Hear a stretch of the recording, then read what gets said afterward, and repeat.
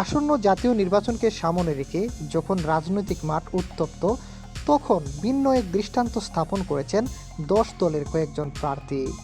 নির্বাচনী প্রতিদ্বন্দ্বিতায় থেকে স্বেচ্ছায় সরে দাঁড়িয়ে তারা এখন রাজনৈতিক অঙ্গনে আলোচনার কেন্দ্রবিন্দু। দলীয় সিদ্ধান্ত, কৌশলগত সমঝোতা কিংবা বৃহত্তর ঐক্যের স্বার্থে প্রার্থিতা প্রত্যাহার করে নেওয়ায় এসব নেতাদের ঘিরে তৈরি হয়েছে ইতিবাচক আলোচনা। যে সকল আসনগুলোতে অনায়াসেই নির্দ্বিধায় দেশের স্বার্থে এই আসনগুলো ছেড়ে দিয়েছেন, সেই সকল জামায়াতের প্রার্থীরা হলেন: ঢাকা ৮ আসন এনসিপি নেতা নাহিদ ইসলামের জন্য ছেড়ে দিয়েছেন ওই আসনে জামায়াত মনোনীত প্রার্থী আতিকুর রহমান।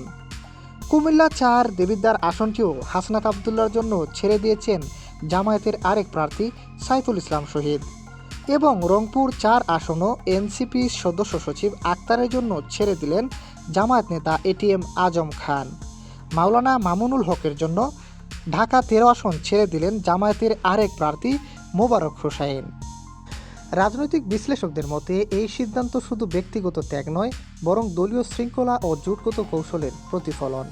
অনেক ক্ষেত্রেই দেখা গেছে নির্বাচনী মাঠে শক্ত প্রতিদ্বন্দ্বিতা থাকা সত্ত্বেও দলীয় স্বার্থকে প্রাধান্য দিয়ে তারা সরে দাঁড়িয়েছেন। এতে করে সংশ্লিষ্ট দল ও জোটের ভেতরে ঐক্যের বার্তা আরও স্পষ্ট হয়েছে।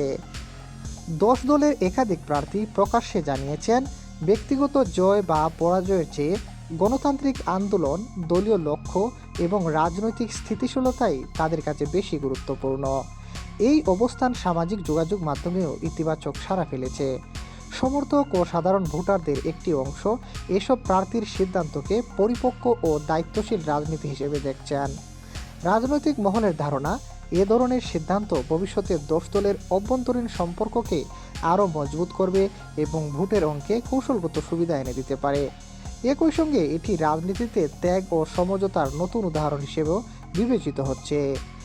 সব মিলিয়ে নির্বাচন থেকে সরে দাঁড়ানোর এসব প্রার্থীর ভূমিকা শুধু প্রশংসিতই নয়, বরং চলমান রাজনৈতিক বাস্তবতায় একটি গুরুত্বপূর্ণ বার্তা দিচ্ছে।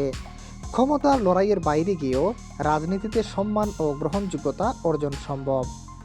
এম এ আহমদ, দৈনিক বর্তমান বাংলা।